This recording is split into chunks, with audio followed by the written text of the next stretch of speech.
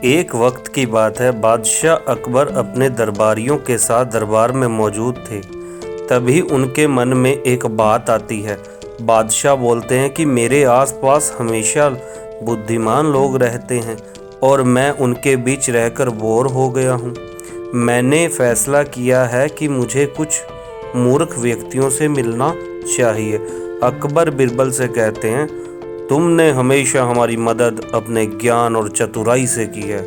हम चाहते हैं कि इस बार भी तुम ऐसा ही कुछ करो और हमारे लिए 6 मूर्ख व्यक्ति ढूंढ कर लेकर आओ। बीरबल, जी जहांपना, मैं आपके लिए 6 मूर्ख व्यक्ति जरूर ढूंढ लाऊंगा। अकबर, हम आपको 6 मूर्ख व्यक्ति ढूंढने के लिए 30 दिन का समय देते हैं। बीरबल, जहांपना, मुझे इतने अधिक समय की आवश्यकता नहीं पड़ेगी।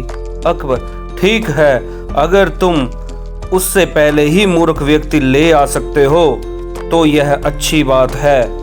इसके बाद बीरबल मूर्ख व्यक्तियों की तलाश में निकल पड़ता है। बीरबल रास्ते में पूरा समय इसी सोच में था कि उसे वो मूर्ख लोग कहाँ मिलेंगे। तभी उसे गधे पर बैठा एक आदमी दिखाई देता है जो सिर पर घास की गठड़ी रखे हुए होता है। बीरबल ने तुरंत घोड़ा रोका और उसे उसकी पहचान पूछने लगा। बीरबल, कौन हो तुम और ऐसे गधे पर बैठकर और घास अपने सिर पर लेकर क्यों जा रहे हो? व्यक्ति, मैं रामू हूँ और मेरा गधा कमजोर और थका हुआ है, इसलिए गधे का बोझ कम करने के लिए मैंने घास की गठड़ी अपने सिर पर रखी है। यह सुनकर बीरबल सोचता है कि मुझे पहला मूर्ख व्यक्ति मिल गया। फिर बीरबल उसे कहता है कि तुम जानवरों के बारे में इतना सोचते हो, इसलिए मैं तुम्हें बादशाह अकबर से इनाम दिलवाऊंगा। यह कहकर बीरबल उस व्यक्ति को अपने साथ चलने के लिए कहता है। इनाम की बात सुनकर रामू बीरबल के साथ हो लेता है। बीरबल और रामू कुछ दूर ही चले थे कि बीरबल को 2 व्यक्ति आपस में लड़ाई करते हुए दिखाई दिए। बीरबल उन दोनों व्यक्तियों को लड़ने से रोकता है और उनसे पूछता है कि तुम दोनों कौन हो और किस बात के लिए लड़ रहे हो? पहला व्यक्ति, जनाब, मेरा नाम चंगू है। दूसरा व्यक्ति, और मेरा नाम मंगू है। मंगू, जनाब, मुझे चंगू कहता है कि इसके पास शेर है जिसे वो मेरी गाय के शिकार के लिए छोड़ेगा। चंगू, हाँ, मैं ऐसा ही करूँगा और मुझे बहुत मजा भी आने वाला है। बीरबल, कहाँ है तुम लोगों की गाय और शेर? मंगू, जनाब, जब भगवान हमें वरदान देंगे तो मैं उनसे गाय मांगूंगा और चंगू शेर मांगेगा जिसे यह मेरी गाय पर छोड़ने की बात कर रहा है। बीरबल, अच्छा यह बात है।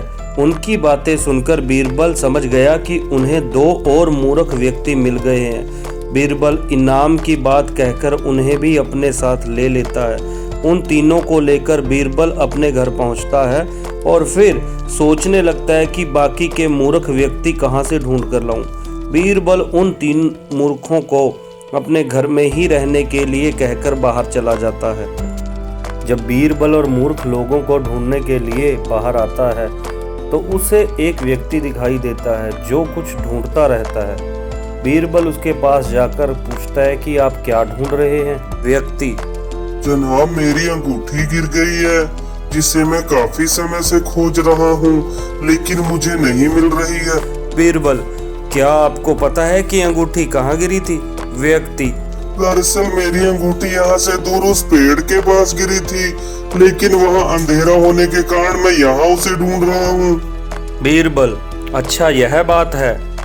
आप कल हमारे साथ बादशाह के दरबार में चलो। मैं बादशाह अकबर से आपको दूसरी अंगूठी देने के लिए कहूँगा। व्यक्ति, अच्छा ठीक है। फिर खुश होकर अगले दिन सुबह बीरबल दरबार में उन 4 मूर्खों को लेकर पहुंचता है। बीरबल, बादशाह अकबर, मैं आपके कहे अनुसार मूर्ख व्यक्तियों को ढूंढकर ले आया हूं। अकबर, बीरबल, तुमने तो एक ही दिन में मूर्ख व्यक्ति ढूंढ लिए। क्या हमारे राज्य में मूर्खों की संख्या इतनी अधिक है और तुम यकीन के साथ कह सकते हो कि ये व्यक्ति मूर्ख है? बीरबल ने बादशाह से सारी बातें बताई। फिर अकबर कहते हैं कि ये तो केवल 4 ही लोग हैं, बाकी के 2 मूर्ख कहाँ हैं? बीरबल, जहाँ अपना यहाँ पर 6 मूर्ख व्यक्ति हैं। अकबर, यहाँ कहाँ है और कौन है, हमें भी बताओ। बीरबल, जहाँ अपना एक तो मैं स्वयं हूँ। अकबर, तुम मूर्ख कैसे हुए? बीरबल, मैं इसलिए मूर्ख हूँ कि क्योंकि मैं इन मूर्खों को खोज कर लाया हूँ। अकबर, फिर अकबर हंसने लगे और कहते हैं कि मैं समझ गया हूँ कि दूसरा मूर्ख कौन है, पर मैं तुमसे सुनना चाहता हूँ। बीरबल, दूसरे आप हैं जहाँपनाह, जो आपने मुझे मूर्ख व्यक्तियों को लाने के लिए कहा। बीरबल की बातें सुनकर अकबर उसकी प्रशंसा करने लगे और कहते हैं कि बीरबल के पास हर सवाल का जवाब होता है। कहानी से सीख, दिमाग और चतुराई से हर मुश्किल काम आसान हो सकता है, लेकिन ऐसे कामों में अपना कीमती समय व्यर्थ नहीं करना चाहिए जिसका कोई मतलब ना हो। तो दोस्तों, ये थी आज की कहानी।